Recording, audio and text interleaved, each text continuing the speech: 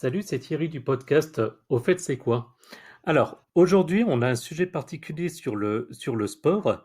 Et en fait, quand on a préparé l'émission avec Sylvain, je dois avouer que je ne connaissais pas du tout ce sport. Donc là, je vais avoir plein de questions pour Sylvain. Et d'ailleurs, Sylvain, au fait, c'est quoi le tchoukball?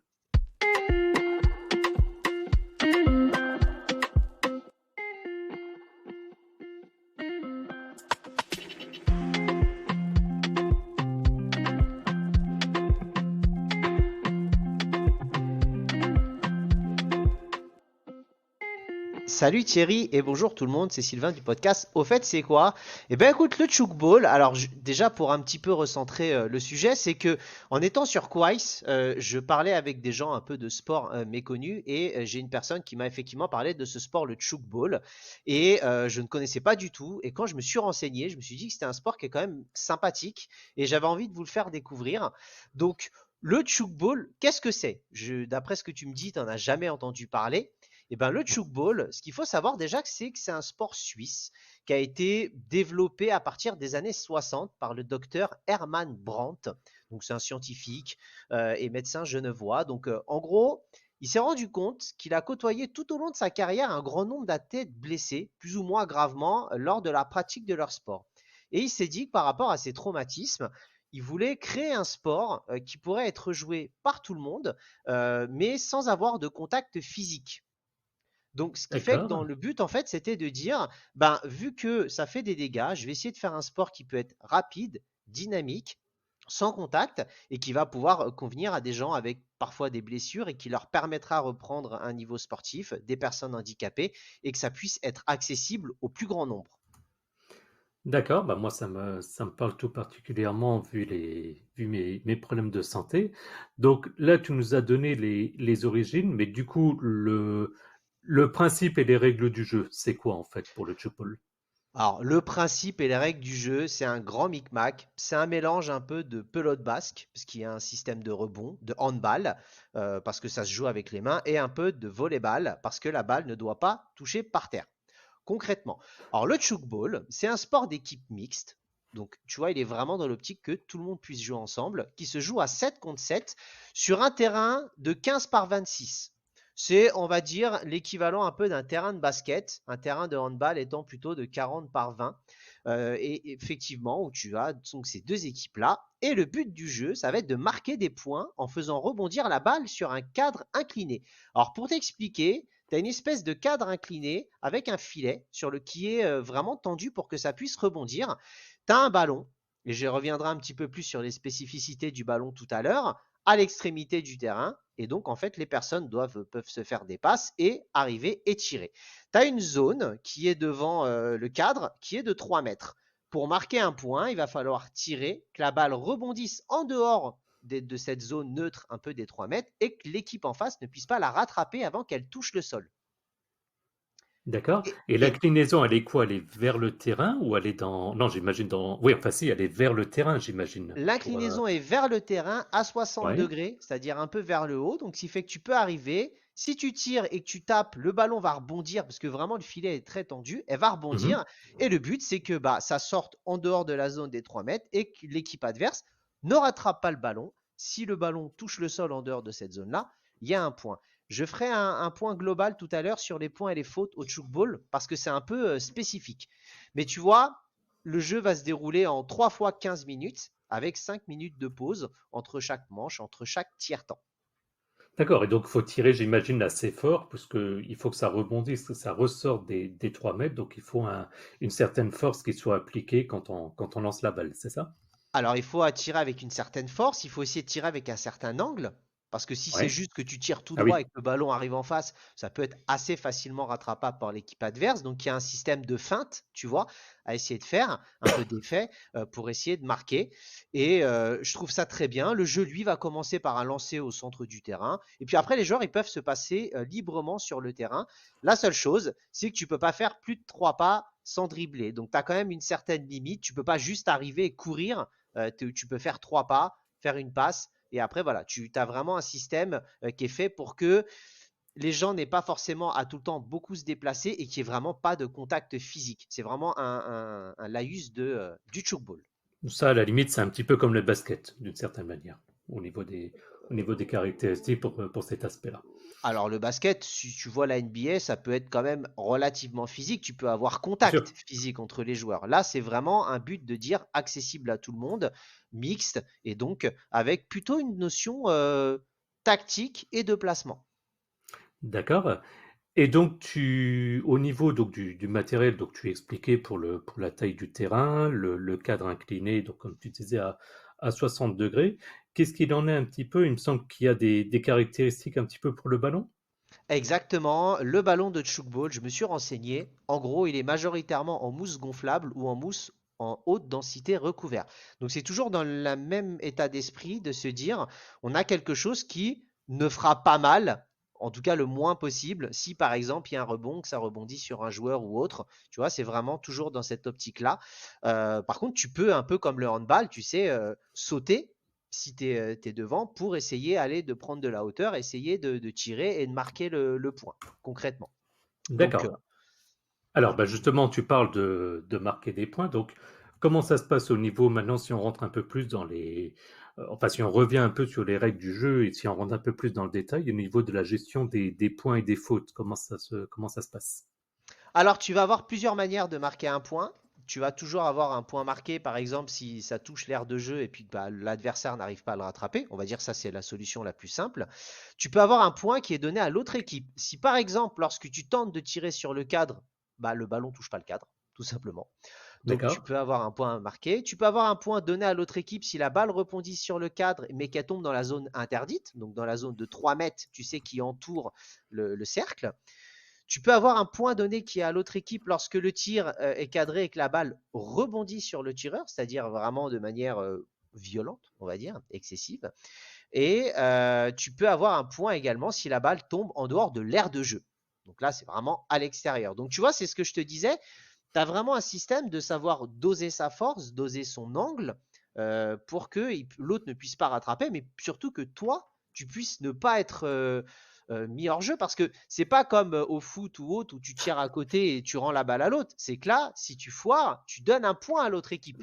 C'est exactement ce que j'étais en train de me dire pendant que tu expliquais, de me dire si à chaque fois qu'il y a un tir qui est fait en foot et que ça passe au-dessus du but, à côté, bien comme ça, qu'on donne un point à l'équipe, je pense que ça tirerait quasiment jamais. Exactement. Donc là, tu as vraiment une notion quand même de truc dynamique. 3 mi-temps de 15 minutes, enfin 3 tiers-temps, pardon, de 15 minutes, ça peut être extrêmement rapide et dynamique. Et donc, moi, j'aime beaucoup le concept de dire que il faut attaquer, mais en même temps, ton attaque peut être punitive pour ton équipe. Je trouve ça assez fort et ça donne pour moi un certain relief à ce sport que j'ai trouvé très sympa à découvrir. Ouais, c'est clair. Et ouais, ça oblige aussi à un certain contrôle, un côté bah, finalement très tactique aussi. Donc, ouais, ça a l'air intéressant. Il y a une fédération ou quelque chose. Si moi maintenant je veux me renseigner si près de chez moi il y a du tchoukball, Alors, comment ça se passe? je vais d'abord parler des fautes parce que j'ai parlé des Ah oui, points, pardon. mais je vais quand même un peu te parler des fautes. Je vais aller très vite, hein, de toute façon. Comme je t'expliquais, tu peux un marché, c'est si tu fais plus de 3, ce qu'on appelle empreintes au sol. Ouais, Donc là, effectivement, tu pourras pas. Si tu mets un pied en zone, un peu comme le handball, tu peux pas. S'il y a un mauvais rebond, si tu as une obstruction, c'est-à-dire que t'empêches, tu gênes un autre joueur pendant l'exécution de son action. Si tu as 4 tirs sur le même cadre, parce que en fait, ce qu'il faut savoir, c'est que dans les cadres, tu vas devoir à un moment changer. Tu peux pas tout le temps tirer sur le même cercle. Tu vois. Donc, si tu as 4 tirs sur le même cadre, sans interruption de jeu, ça n'est pas bon. Par exemple, si tu gardes le ballon plus de 3 secondes en main, ça n'est pas bon également. Si tu fais plus de 4 passes d'équipe avant de tirer, ça n'est pas bon. Si tu laisses le tomber la balle volontairement, ça n'est pas bon. Et si tu pénètres dans la zone également, ça n'est pas bon. Donc tu vois, tu as quand même tout un tas de règles pour que ça soit toujours rapide, que l'équipe ne garde pas le ballon indéfiniment et que ça puisse être fait. juste tu parlais des cercles, donc j'imagine que c'est des cercles qui sont dessinés sur les cadres inclinés, c'est ça? Et donc Non, tu alors ah, le cercle, c'est le cadre incliné, et les d'accord. cercles qui entourent, c'est des cercles qui sont vraiment mis comme sur un terrain de basket, par exemple, qui sont vraiment mis au sol avec du marquage.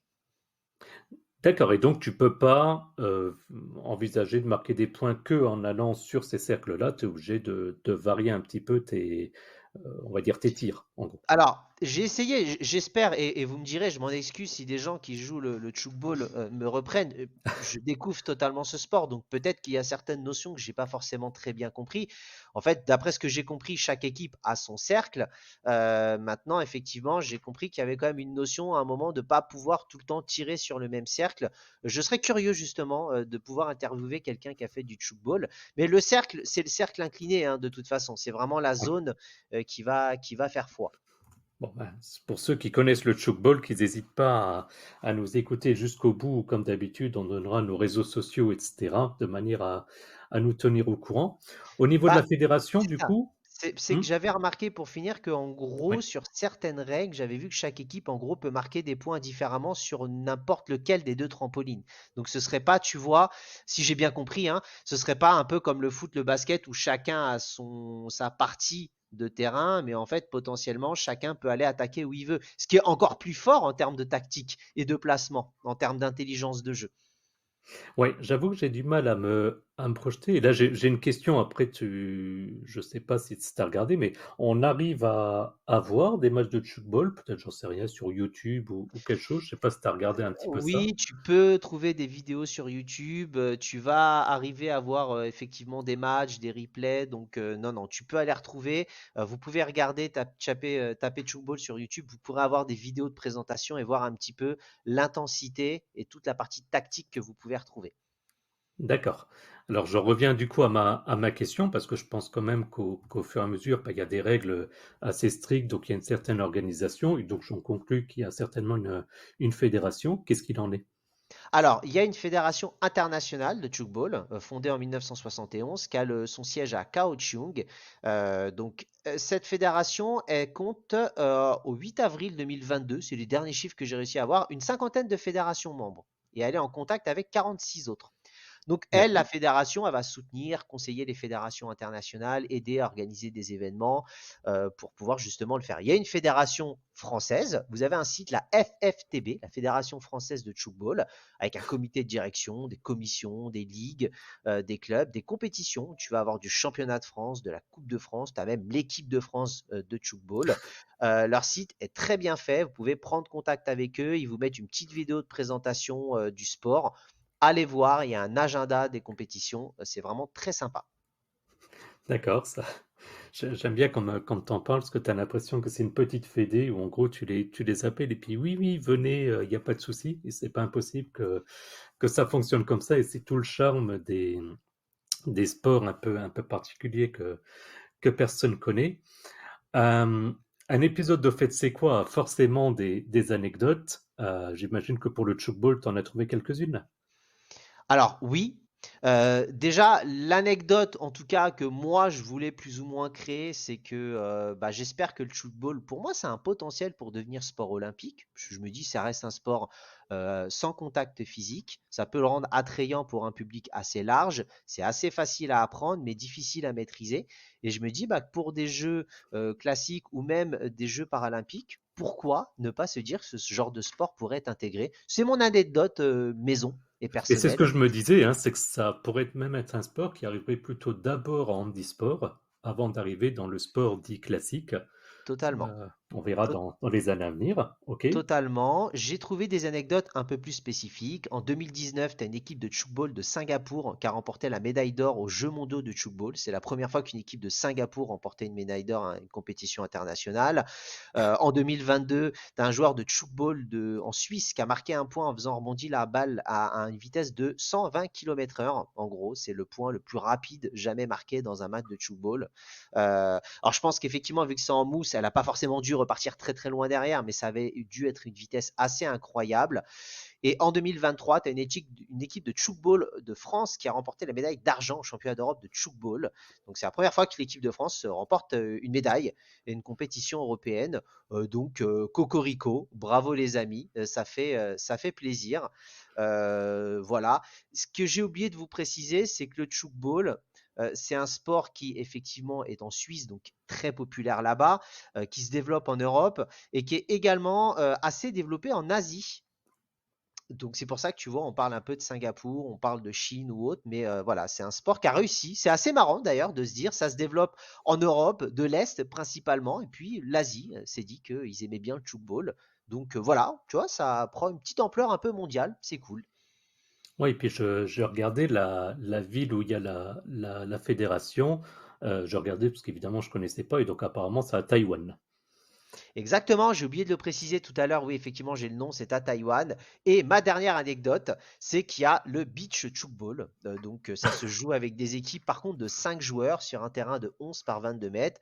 C'est les mêmes règles, sauf que ça se joue dans le sable. Vu que le ballon ne doit pas toucher le sol, c'est pas gênant. Par contre, ça donne une notion, pour moi, tout autre, parce que tu peux, par exemple, plonger comme un fou, tu sais, quand tu es à la plage, pour aller rattraper le ballon, pour éviter que l'équipe adverse marque un point. Je trouve ça vraiment très sympa.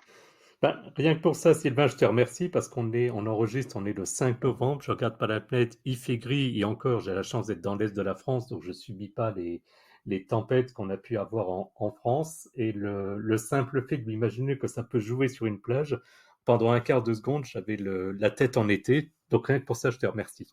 Ben écoute, je t'en prie. Et pour finir, pour le tchoukball, je voulais finir par la charte du tchoukball, parce que Ah, c'est une charte qui a été écrite par la Fédération internationale de tchoukball et qui a pour but de définir l'esprit dans lequel le tchoukball doit se développer. Donc c'est y compris surtout mettre en avant le respect de l'adversaire et l'humilité. ok. Eh ben écoute, c'est super. Comme j'ai dit en introduction, je connaissais pas du tout et ben, je vais un petit peu me renseigner parce que ça a l'air super sympa. T'avais d'autres choses à rajouter, Sylvain? Non, c'est bon, je voulais finir sur cette charte. Eh ben voilà. Eh ben merci beaucoup. Et puis à une prochaine. Ben écoute, comme d'habitude, retrouvez-nous après le générique de fin pour quelques infos complémentaires.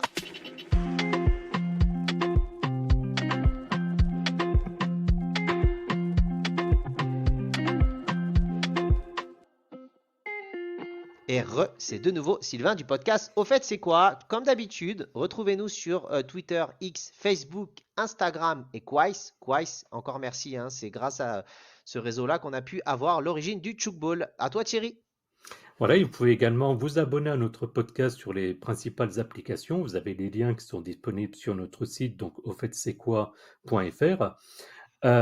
Vous pouvez nous soutenir également financièrement sur notre Patreon, patreon.com/au fait c'est quoi. Et comme dit dans le précédent épisode, on vous réserve quelques surprises, des nouveaux médias, etc. D'ailleurs, si vous nous écoutez, fouillez un petit peu dans les notes de l'émission, vous trouverez déjà un moyen de nous contacter. J'en dis pas plus pour l'instant. À bientôt!